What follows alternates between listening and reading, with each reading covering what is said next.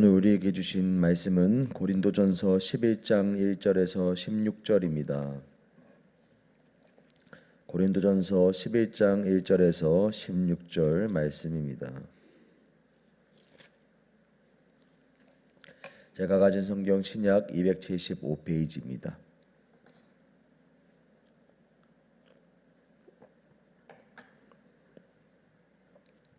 제가 봉독하겠습니다.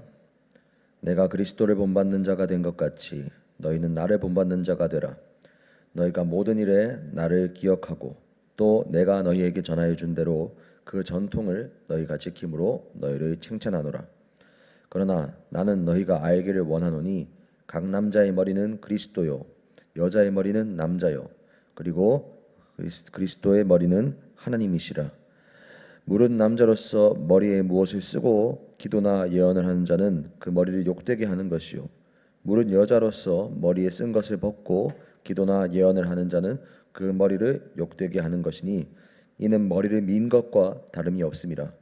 만일 여자가 머리를 가리지 않거든 깎을 것이요 만일 깎거나 미는 것이 여자에게 부끄러움이 되거든 가리지니라. 남자는 하나님의 형상과 영광이니 그 머리를 마땅히 가리지 않거니와 여자는 남자의 영광이니라. 남자가 여자에게서 난 것이 아니요 여자가 남자에게서 났으며 또 남자가 여자를 위하여 지음을 받지 아니하고 여자가 남자를 위하여 지음을 받은 것이니 그러므로 여자는 천사들로 말미암아 권세 아래에 있는 표를 그 머리 위에 둘지니라.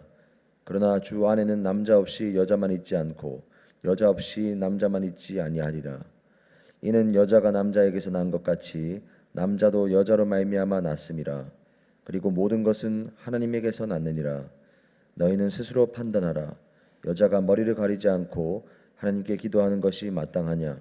만일 남자에게 긴 머리가 있으면 자기에게 부끄러움이 되는 것을 본성이 너희에게 가르치지 아니하느냐? 만일 여자가 긴 머리가 있으면 자기에게 영광이 되나니 긴 머리는 가리는 것을 대신하여 주셨기 때문이니라. 논쟁하려는 자는 생각을 가진 자가 있을지라도 우리에게나 하나님의 모든 교회에는 이런 관례가 없느니라. 아멘. 고린도전서 11장부터 14장은요. 고린도 교회에서 예배 중에 겪게 되는 혼란에 대한 가르침입니다. 11장 2절에서 16절은 예배 중에 머리에 무언가를 덮거나 쓰는 것에 대해서 바울이 가르치는 것입니다. 머리에 여자가 써야 하는가 예배드릴 때 또는 쓰지 말아야 하는가 그리고 쓴다면 그것이 성경적 진리로 무엇과 연관되어 있는가라는 것을 이 본문 말씀을 통해서 볼 수가 있습니다. 2절부터 16절 예배 중에 머리에 쓰는 것에 관한 말씀 이 내용을 보면 성경에 기록되어 있는 명령이니 오늘날 우리도 이것을 전부 그대로 지켜야 하는 것인가 이런 생각이 듭니다. 그렇게 된다면 오늘날의 모든 여성 성도들은 예배를 드릴 때마다 머리에다 손수건이나 이런 것들을 다 쓰고 나와야 합니다. 그래서 우리는 특별히 이러한 가르침을 우리가 볼 때 전통과 진리를 구별해서 볼 필요가 있습니다. 진리는 세대가 바뀌더라도 결코 변하지 않는 것이고 진리는 그렇기 때문에 우리가 끊임없이 이 마음의 우리의 삶에 적용하면서 나아가야 하는 것입니다. 순종해야 하는 것이죠. 그렇지만 전통이라는 것은 그 당시의 사회와 문화, 일반적인 사회관념을 반영하는 것이 바로 전통입니다. 따라서 교회 안에서 나타난 신앙적으로 좋은 전통이라고 하는 것은 성경적 진리를 그 당시의 시대상에 맞게 표현한 것이라고 생각할 수 있습니다. 그래서 시대가 바뀌더라도 진리는 바뀌지 않지만 진리를 그 시대에 맞게 표현하는 전통이라고 하는 옷은 바뀔 수가 있는 것입니다.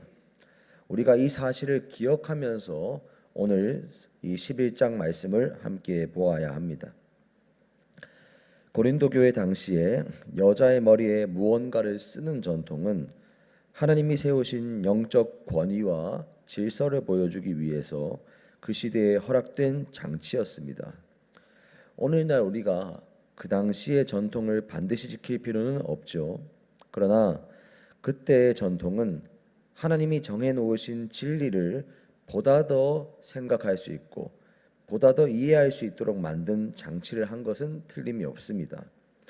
오늘날 우리가 이 전통을 꼭 지킬 필요는 없지만 하나님이 세우신 영적 질서인 진리에 대해서는 우리가 반드시 알아야 하고 기억하는 것이 필요합니다.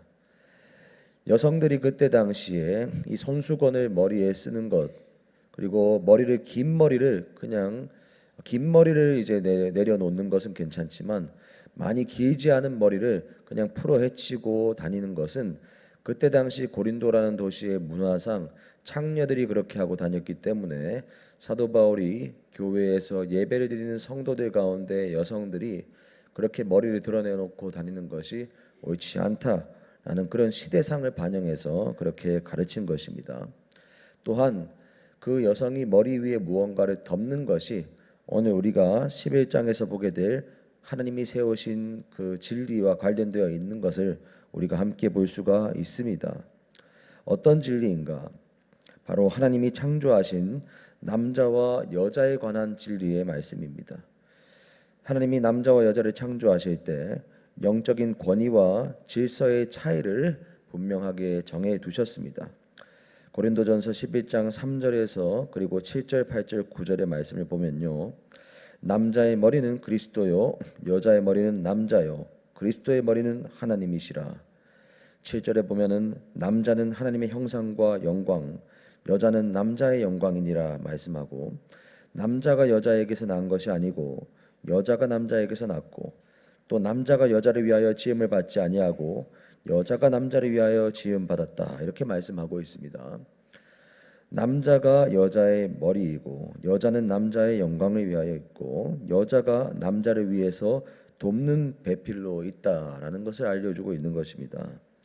이것이 하나님께서 성경을 통해서 우리에게 알려주신 영적인 진리입니다. 이것은 결코 남성 우월주의를 말하고 있는 것이 아닙니다. 남자와 여자를 하나님께서 창조하실 때 세우신 영적인 질서를 말하고 있는 것입니다. 여자가 남자를 위해 지음받았다는 의미는 여자가 남자의 돕는 배필로 지어졌다는 것인데, 그러나 이것이 불종적으로 돕는 것을 의미하는 것은 아닙니다. 이 창세기에서 여자가 남자의 돕는 배필이 되었다라는 이 돕다라는 동사를 보면은 히브리어 에제르라는 동사를 쓰고 있는데, 이것은 하나님께서 이스라엘 백성들을 도우실 때마다 이 에제르라는 동사가 사용되었습니다. 그래서 우리가 이 여자가 남자를 돕는다는 말씀을 볼 때에도 마치 하나님이 이스라엘 백성을 돕는 것처럼 남자도 여자의 도움이 없이는 하나님의 형상과 온전한 영광을 드러내는 그 목표와 비전을 향해서 온전하게 살아갈 수가 없기 때문에 이 여자의 도움이 꼭 필요하다는 것을 의미하는 것입니다. 그리고 그 근거가 11절과 12절 말씀에도 나타납니다. 주 안에는 남자 없이 여자만 있지 않고 여자 없이 남자만 있지 아니하니라 말하고 있고요. 그리고 여자가 남자에게서 난 것 같이 남자도 여자로 말미암아 났고 모든 것은 하나님께서 났다라는 말씀이 또 그것을 계속 뒷받침하고 있습니다. 그러나 여자가 남자를 위해 지음받았다는 의미는 또 동시에 여자는 남자가 하나님의 영광을 향한 비전과 목표를 향해서 나아갈 수 있도록 도움을 주어야 한다는 것입니다. 그리고 남자가 그러한 비전을 제시하면서 나아갈 때 주님의 몸된 교회가 머리 대신 예수 그리스도께 복종하는 것처럼 같이 그 길을 순종함으로 따라가야 한다라는 것을 의미합니다.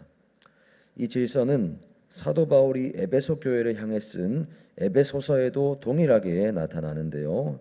에베소서 4장 22절과 23절 말씀을 보면 아내들이여 자기 남편에게 복종하기를 죽게 하듯 하라 말씀하고, 이는 남편이 아내의 머리됨이 그리스도께서 교회의 머리됨과 같음이니 그가 바로 몸의 구주시니라라고 말씀하며 교회와 예수님의 관계를 통하여서 여자가 남자에게 그 말에 따르고 남자가 제시하는 영적인 비전 가운데 또 주님을 깨러 나아가는 그 방향성 안에서 반드시 복종하며 함께 가야 한다는 것을 가르치고 있습니다.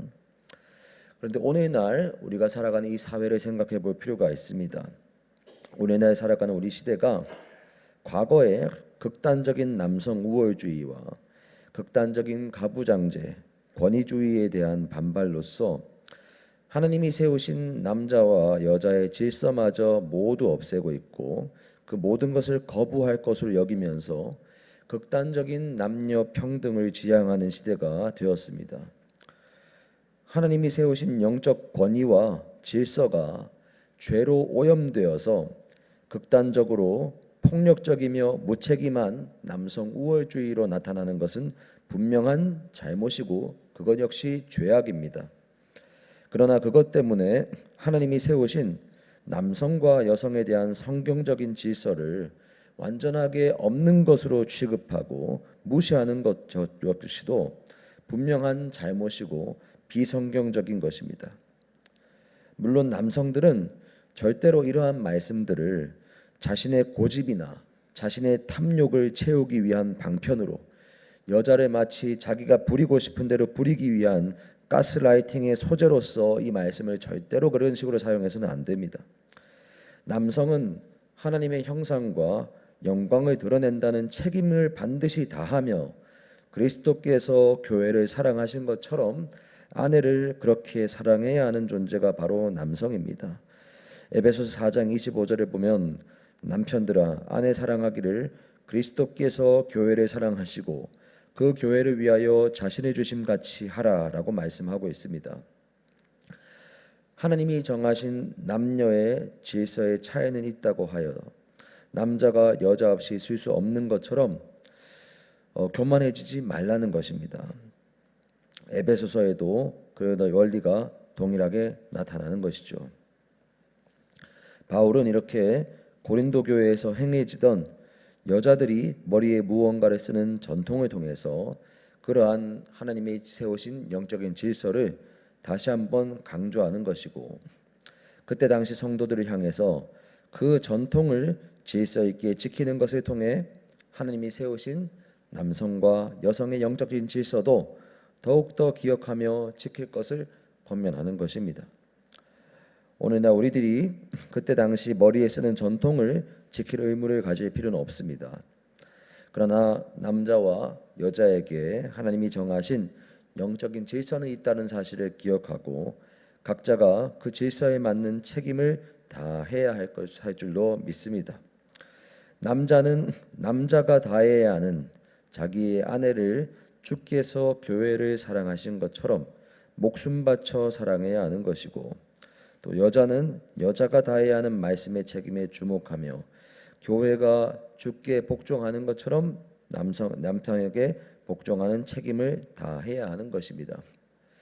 이 말씀을 반대로 생각해서 남자가 여자에게 적용되는 말씀을 가지고 여자에게 이것 봐라 나에게 복종하라고 하지 않느냐 이런 식으로 사용해서도 안 되는 것이고 여자도 남자에게 목숨 바쳐 나를 사랑해라고 하지 않느냐라고 하면서 그 책임을 다하지 않는 서로를 탓하기 위해서 이 말씀이 있는 것이 아니라 이 말씀이 정한 그 질서를 나 자신한테 끊임없이 적용하면서 여자는 남편에게 교회가 주께 복종하듯 복종하고 남자는 여자에게 아내에게 주께서 교회를 목숨 바쳐 십자가의 죽으심으로 교회를 세우신 것처럼 자기의 목숨을 다하여 여자 그리고 아내를 사랑하는 것에 대한 말씀 그것이 에베소서의 말씀이고 그리고 그것이 오늘 고린도전서 11장에 나온 영적인 질서에 대한 가르침입니다.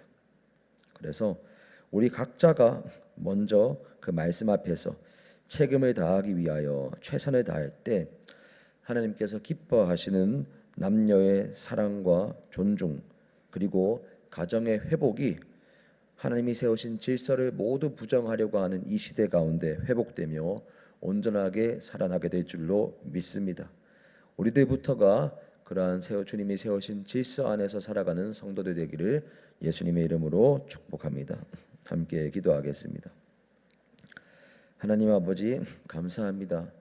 아버지 남녀의 질서뿐만 아니라 하나님께서 이 성경을 통하여 주시는 하나님이 세우신 영적인 질서와 원리가 있다는 사실을 알게 하십니다.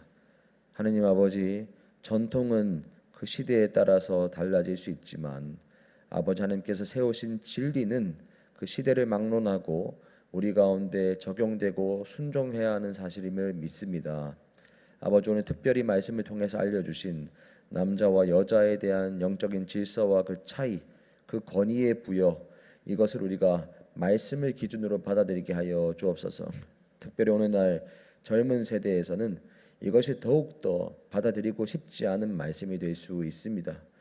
하나님 그러나 주님께서 남자와 여자를 다르게 지으신 것처럼 그 질서의 차이가 있고 그 능력과 역할에도 분명한 차이가 있다는 사실이 분명하게 오늘 이 시대 가운데 교회에서부터 말씀의 원리에 따라 온전하게 회복되게 하여 주옵소서.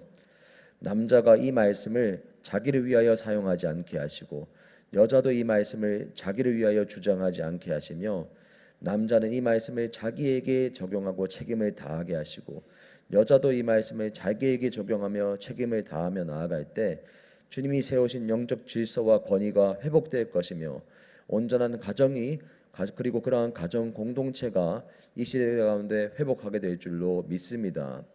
우리의 가정이 바로 그러한 질서가 있는 가정 되게 하시고 특별히 우리 청년의 세대가 앞으로 가정을 이루며 나아갈 때 그렇게 주님께서 기뻐하시고 건강한 영적인 질서가 확립된 주님 안에서 정말로 기쁘고 행복이 있는 가정을 이루어 나가게 수 있도록 은혜 더하여 주옵소서.